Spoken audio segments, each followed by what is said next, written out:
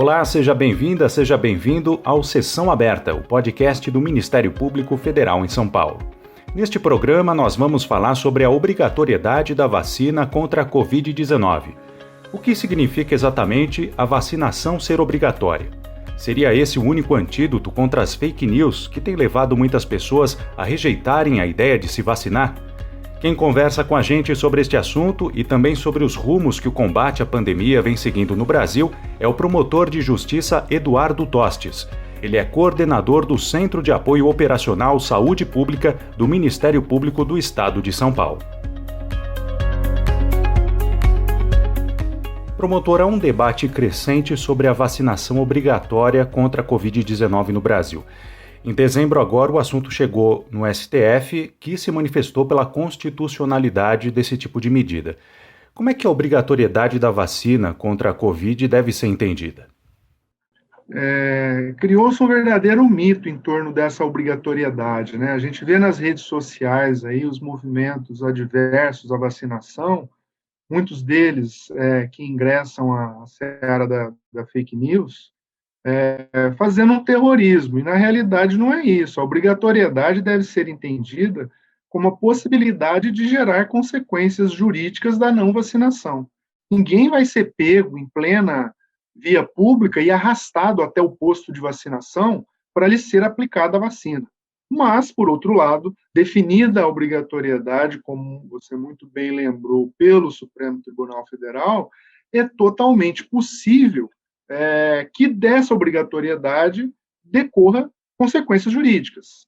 Por exemplo, no Estado de São Paulo, a gente tem uma lei estadual que, desde março de 2020, condiciona a matrícula de pessoas menores de 18 anos na escola à regularidade da vacinação. Desde longa data, nós temos consequências de não se votar. O voto no Brasil é obrigatório. Tenho notícia de que havia um projeto de lei em tramitação que poderia estabelecer sanções para não vacinação. Vai nessa linha, né? Restrição ou limitação de direitos que é plenamente compatível com o ordenamento jurídico nacional. Então, em resumo, ninguém vai ser arrastado. Eu acho que esse é o ponto principal. Segundo, quem não se vacinar, desobedecendo essa obrigatoriedade já reconhecida pelo Supremo, pode sofrer consequências jurídicas. O senhor falou sobre as fake news, né, e um dos grandes obstáculos no combate à Covid-19 são justamente as notícias falsas, né? E a vacinação também se tornou alvo de notícias desse tipo que falam sobre supostos efeitos adversos, por exemplo, ou mesmo questionando a origem, né, das vacinas. O grande problema é que se muitas pessoas se recusarem a tomar a vacina, isso pode colocar em risco o próprio processo de imunização da população, uma vez que só níveis elevados de vacinação é que garantem o controle da pandemia. O senhor acredita que a vacinação obrigatória, uma vez instituída no país, seja a solução para os prejuízos que as fake news têm causado, ou as pessoas terão a consciência suficiente a respeito da importância das vacinas e tenderão a apresentar menos resistência apesar das fake news? Eu entendo que nós temos que trabalhar nas duas frentes. A obrigatoriedade, sem a menor dúvida, ajuda, né? Sendo obrigatória. A vacinação, como já reconhecido, não só um direito, mas um dever do cidadão, ela ajuda essa frente de fake news que invade nossos aparelhos telefônicos sem pedir permissão, né? Mas a gente também não pode ignorar o nosso dever de difundir informação de qualidade, de fazer um contraponto a essas fake news. O sistema de saúde ele cumpre um papel importantíssimo nisso, né? A gente vê aí uma preocupação exacerbada com os leitos de UTI disponibilizados para a população. Isso é importante. Nós não podemos deixar que o sistema de saúde entre em colapso, mas muitas vezes nós esquecemos a atenção básica à saúde. Aquele agente comunitário de saúde que trabalha na estratégia de saúde da família, aquele agente administrativo que trabalha na UBS, enfim, todos os operadores da atenção básica na saúde, via de regra, eles têm uma relação muito próxima com a população. Então, esse pessoal cumpre uma missão muito importante nessa quadra difícil da história brasileira. E isso tem que ser incentivado pelos gestores, que esse pessoal realmente vá a campo, disponibilizando EPIs para esse pessoal, tendo políticas públicas efetivas para esse pessoal, para que eles levem informação de qualidade, aproveitando essa relação de confiança que eles já têm dentro do território dentro do qual eles atuam. Então, duas frentes. Só a obrigatoriedade não vai ser a panaceia para este problema das fake news, mas ela ajuda. Por outro lado, a atenção básica cumpre um papel importante, os meios de comunicação cumprem um papel importante, toda pessoa cumpre um papel importante, né? Na dúvida, né, recebemos lá um material, tem uma cara meio estranha, vem de uma fonte que a gente não conhece. Na dúvida, não compartilhe. Na dúvida, cheque primeiro para ver o que está chegando, para ver se você não está fazendo um desserviço ao país, contribuindo para a proliferação de contaminações por uma doença tão deletéria e para mais mortes dentro da nossa sociedade brasileira. Uhum. Como o senhor analisa o processo de vacinação contra a Covid-19 que vem sendo implementado no Brasil? Para além das disputas políticas, a que a gente pode atribuir as posturas conflitantes, né, divergentes, que a gente tem visto entre os governos federal e estaduais no que se refere à aquisição e à distribuição das vacinas? Isso seria, por exemplo, uma falta de clareza sobre as atribuições de cada ente federativo nesse processo? Eu tenho sérias dúvidas se há falta de clareza sobre o papel de cada ente federativo. Tenho comigo uma certeza de que o que nos salvou foram os nossos dois grandes laboratórios produtores de vacinas para o Brasil. Se não fosse o Butantan e a Fiocruz impulsionarem este processo, muitas vezes nadando contra uma maré de tudo e contra todos, nós estaríamos bem piores do que estamos hoje, né?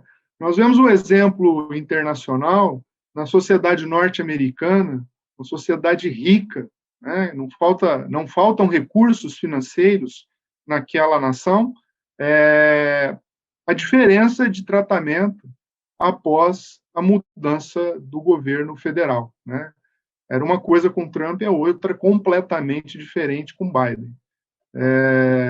Então, é muito triste a gente ver esse desencontro, essa falta de coordenação nacional, né, esse titubeio no que diz respeito à liderança quanto ao processo de vacinação.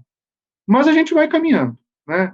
Felizmente, nós temos essas duas grandes instituições científicas de pesquisa e de produção de vacina, que, apesar de todas as diversidades, estão liderando esse movimento e aí ocupando espaços, né? A gente vê aí profissionais, pesquisadores de uma e de outra instituição ocupando espaços importantes na mídia, num processo também muito interessante de valorização da ciência, e aí fazendo uma frente contra esse processo negacionista e omisso que a gente tem instalado entre nós, né? Então, felizmente, temos esses agentes que lideram o movimento de vacinação, e pelo que a gente observa, depois de um primeiro momento em que a gente teve muito pouca vacina, a gente ainda atravessa esse momento nessa quadra da história de escassez de vacinas, de não poder vacinar em uma maior velocidade por conta dos erros que nós cometemos, coisas que nós estamos discutindo hoje, devíamos ter discutido no primeiro semestre do ano passado. E é difícil de recuperar o terreno, porque o mundo inteiro está atrás de vacinas. É um produto escasso não só em território brasileiro, é escasso no mundo inteiro. Mas depois desse início difícil, a gente consegue ver uma luz no fundo do túnel, a gente consegue ver esperança, seja pela chegada constante de insumos necessários para o envasamento das vacinas em território nacional, seja pela notícia da Fiocruz. Essa semana participei de um evento com a doutora Margarete Dalcom, que pertence àquela instituição de pesquisa, e ela confirmou que para o segundo semestre, teremos vacinas produzidas pela Fiocruz com o insumo, com o IFA, produzido em território brasileiro. Isso nos dá um alento de que nós vamos nos estender nessa vacinação de toda a população, mas aos poucos a gente vai vacinando cada vez mais rápido os públicos prioritários, dentre os quais os mais vulneráveis, e diminuindo o impacto dessa pandemia sobre a saúde da população brasileira. Agora, essas falhas que o senhor apontou, né, falta de coordenação, negacionismo, e a isso a gente pode somar também a irresponsabilidade de autoridades que promovem tratamentos sem eficácia comprovada ou mesmo minimizam os riscos da doença, tudo isso não pode ser enquadrado pela legislação. Quando governantes adotam esse tipo de postura, em tese eles não ficam sujeitos a sanções?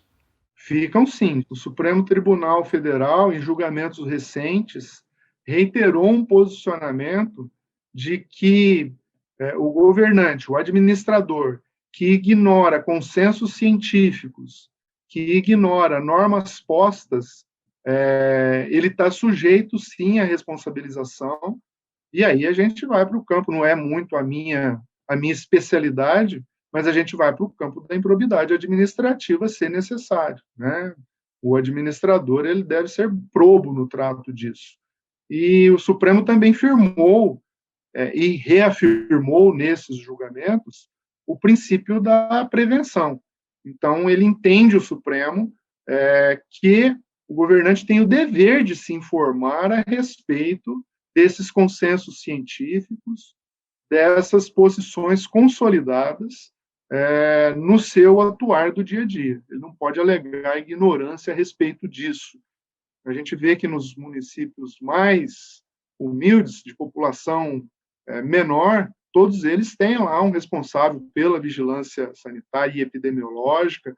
Muitos deles contam com comitês multidisciplinares de enfrentamento ao Covid, e esses órgãos devem ser ouvidos na tomada de decisões a respeito da pandemia.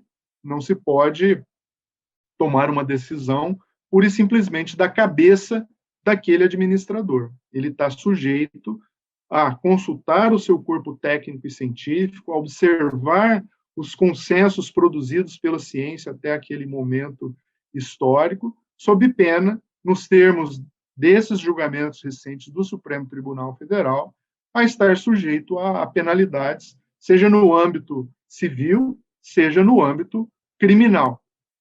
E nesse contexto de adversidades no combate à pandemia, qual que é o espaço de atuação e a relevância do Ministério Público para a busca de soluções?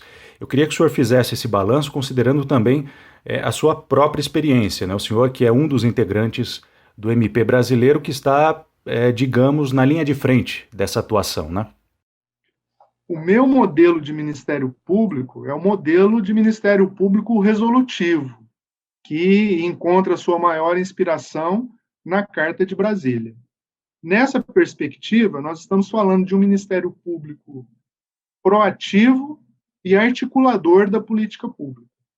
Então, esse Ministério Público ele vai antever problemas, ele vai conhecer a sua realidade no seu espaço de atuação com profundidade e vai usar de sua posição privilegiada para propor soluções e para exigir o cumprimento da lei e daquilo que está posto.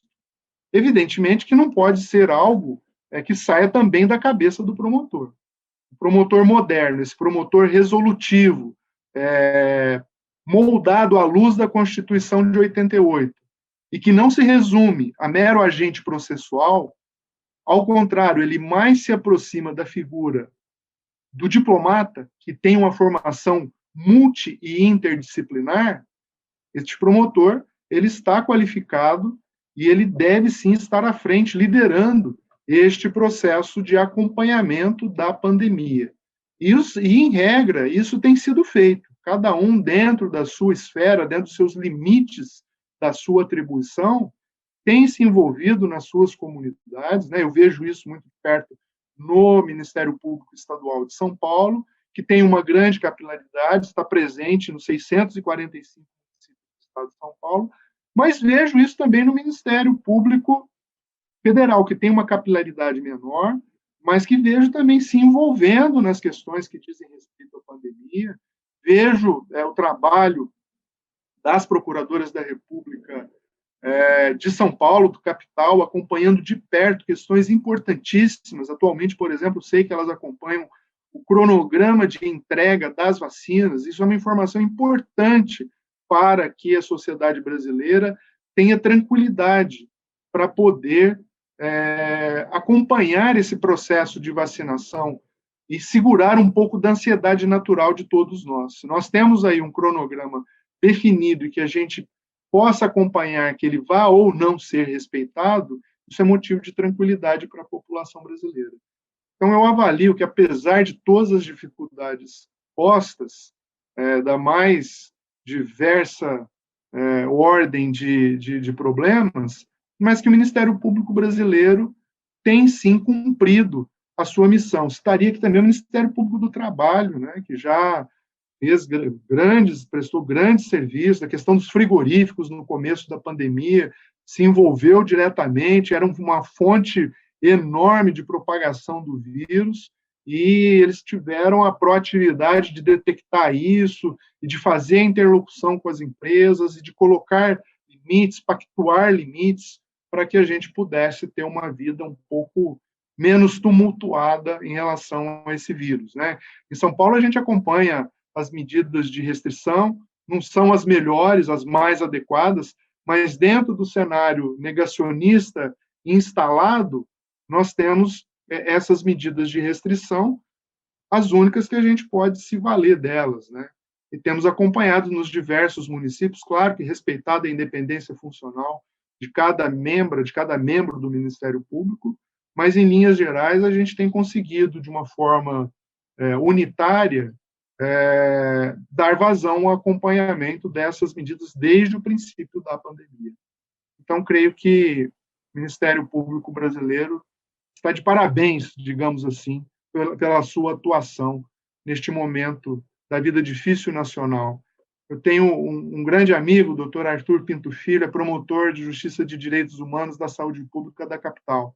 E ele diz que, entre outros tantos diálogos que nós fazemos neste momento, nós fazemos um diálogo com a história.